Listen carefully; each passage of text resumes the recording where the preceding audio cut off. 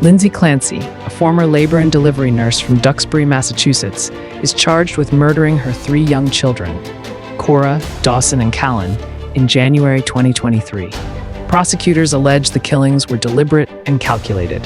Her defense acknowledges that she caused the children's deaths, but argues that she was suffering from postpartum psychosis and was not criminally responsible. The central question is, was this intentional murder or a catastrophic break from reality? Lindsay Clancy has pleaded not guilty and is presumed innocent unless proven guilty. Just for the record, you want to just note the same objection. Same ruling. Thank you, Your Honor. Good afternoon. Could you please state and spell your name for the record? It's Benjamin Kaufman, Benjamin Kaufman. And your date of birth, sir? September 10th, 1984. What do you do for a living? I'm an emergency medicine doctor. How long have you been doing that? About 12 years. Could you briefly describe for the jurors your educational and training background that qualifies you for that role? Yeah, I went to Boston University for medical school, and then Kings County for residency training, and then Columbia for fellowship in global emergency medicine. And where do you currently work? Beth Israel in Plymouth. And back in January of 2023, did you work there? I did. And specifically on January 24th, 2023, were you working that evening? I was. And while you were working that evening, did you treat a patient named Callan Clancy? Yes, that was my patient. And do you recall how he arrived at the hospital? Yes, with the EMS, with CPR ongoing. And is it typical that when EMS arrive with a patient, they give you kind of a summary or a rundown of the patient's condition? It is. And did they give you that rundown on Callan's condition? They did. He, at the time, his heart had stopped and CPR was ongoing, and he was not breathing. He was receiving breaths via bag valve mask ventilation. And what did you do in terms of treating Callan?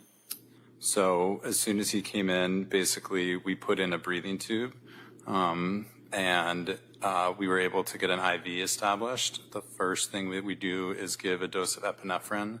And in this case, you can look directly at the heart with an ultrasound, and his heart started beating after we were able to give that dose. At that point, we continued compressions, continued giving him breaths through the breathing tube.